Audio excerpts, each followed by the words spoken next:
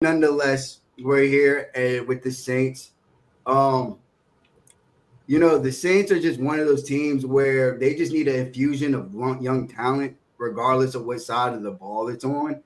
And I think because of the fact that they, have already kind of, did whatever they're doing with Derek Carr. I know I've seen some people talking about Jackson Dart this early, which is I think is ridiculous. I think when you pick at 9, you kind of got to get the best player available. And right now, I think they got to go Mason Graham here. Uh, they went tackle last year, Olave the year before. I think now they go ahead and get somebody that's solid to give them some generate some pass rush at D tackle. And they just drafted Brian Breeze too, so those two could have a nice little tandem, generate some pass rush up the middle. Yeah, I like that pick a lot. It's just good value, and like you said, bro, you got to get best player available. Um, and if you could get it at a premium position, which we say edge is really the premium position, but if you could get that impact, that interior threat up the middle. I mean, if D tackles in free agency that aren't even, I'd call them B tier D tackles, are generating $20 to $26 million a year. I think D tackle is a nice little get right here. You know what I mean? You got him for 5, and then if he's good, you can pay him. But I mean, he's secured under you. You getting rookie contract labor for 5 years at a premium spot. Yeah, 100%, 100%. Now for the Bears, I think with them, they had 4 picks last year. I think they got a little cute at the end, going kicker in the 4th round. But with your top 2 picks, hold on. My computer freezing up. Yo, can you hear me? Yeah, I can hear you. All right, cool. Yeah, so like I said, I think they got a little cute. With your first 2 picks, you went Caleb Williams, and then you went Roma Dunze. 2, I think, very solid picks. But here, I think you go defense, actually, and I think this is where I think we have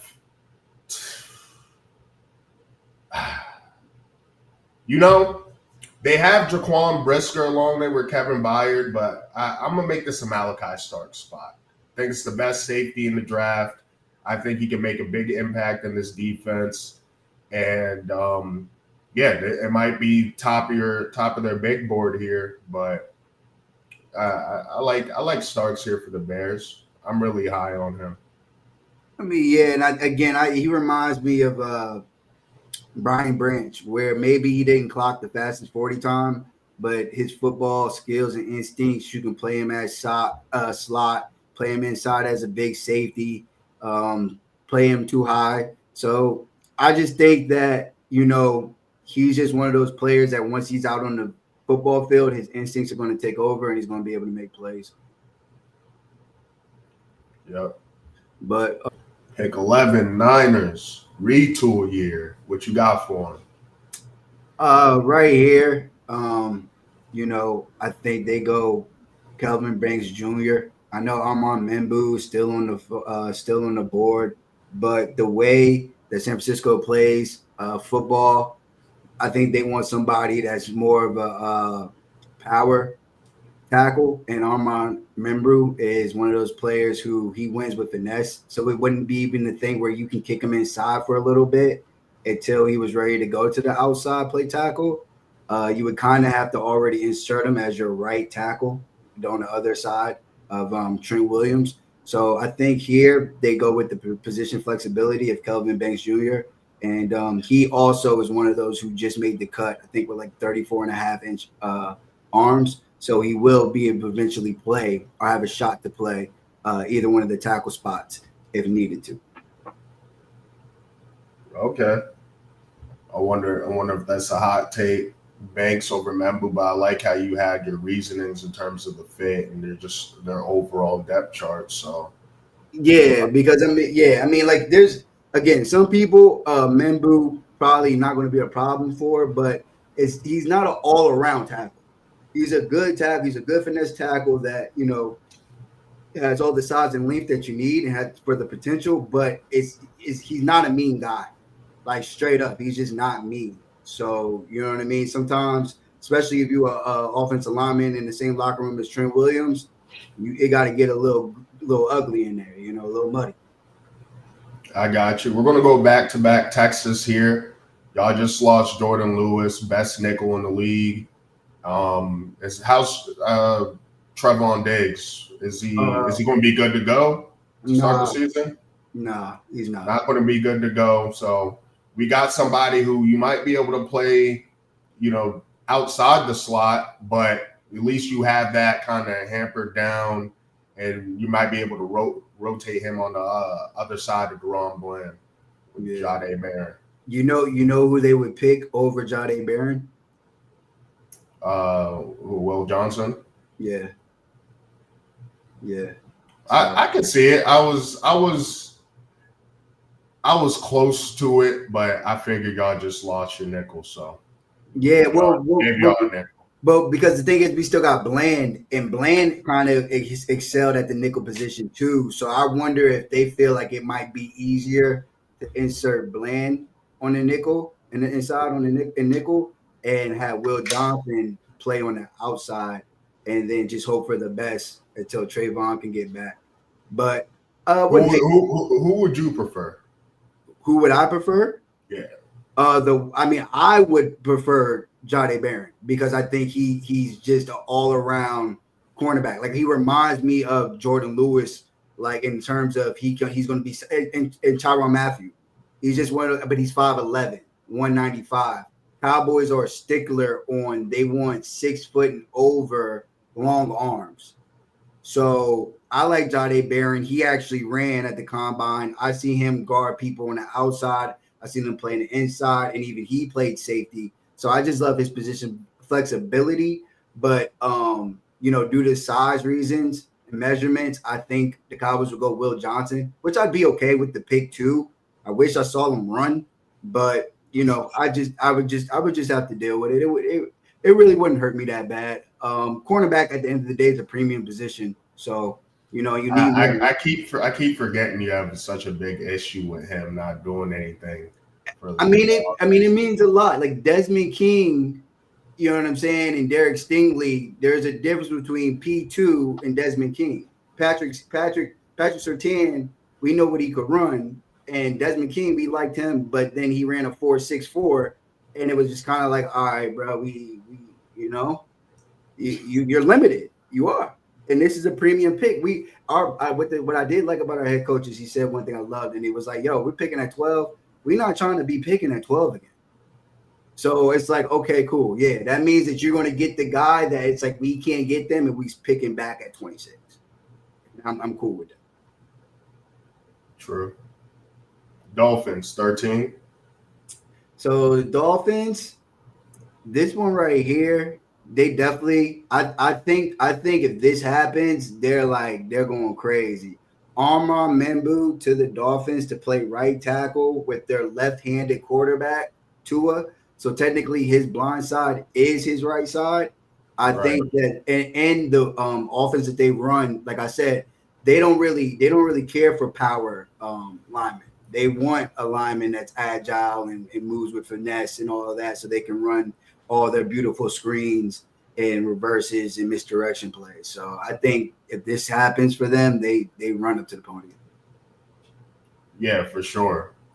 Yeah, I love that fit too. Left-handed quarterback, so right tackle becomes they say that's the most important position, but it's for that reason, for that blind side. For Tua, right tackle, solidify that, protect them.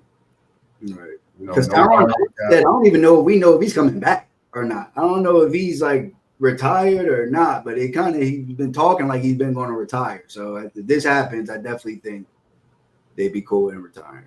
Yeah, they gotta address the trenches one way or another. So hopefully offensive. For the Colts, mock this pretty often from what I've seen, but I just think this completes their offense. And if you look at their depth at tight end, it's very lacking. Wait, hold on. I don't know if a tight end can complete their offense. They don't even know who their quarterback is. Outside quarterback.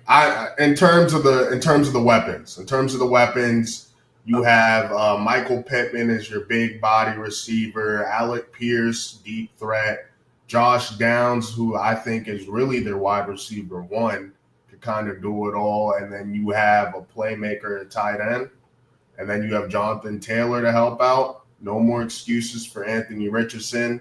And no more excuses if we can't beat out Daniel Jones. Let's start there. I think that's fair. But this makes it so, look, man, we got, people, there's quarterbacks that would die for these options. Add Loveland to this offense. Yeah. All right, we got the Falcons here, who I think are going to go defense. Hopefully, for once. Right now, again, like we were kind of talking about earlier, they got a lot of backlash last year for double dipping at the quarterback position. But again, that position is so important. Yeah, whatever. Good thing they did it. They secured their quarterback that they think of the future. And, even though they don't have a lot of picks this year, they still got one. And I think they go pass rush here. A lot of people are saying that Jahad Campbell is going to be an edge rusher. I don't believe so. I think he's a 3-down linebacker. So I think right here, I think it's Mike Green. And, I think they just get a solid pass rusher, one of the most explosive pass rushers in this draft. And they finally can generate a little bit of a pass rush on that side of the ball, since they have it for almost the past 6 years. Yeah. Once again, it's been 6 years of first-round offensive picks.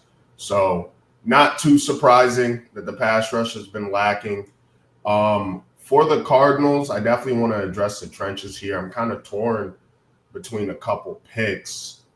But ultimately, I think I'm going to go the best D tackle in the draft, or second best D tackle. Not sure what I just said, but Walter Nolan. Really? Over Kenneth Grant?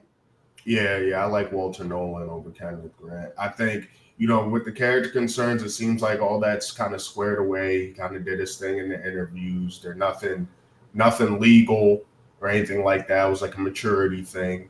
But I like I think for picking in the middle of the draft, what you're looking for is someone who not only could stop the run, but, get some pressure coming up the middle. And I think Walter Nolan does that at a better rate than Kenneth Grant. All right. Yeah. I mean, one's a 1 tech, the other one's a 3 tech, so they have different responsibilities.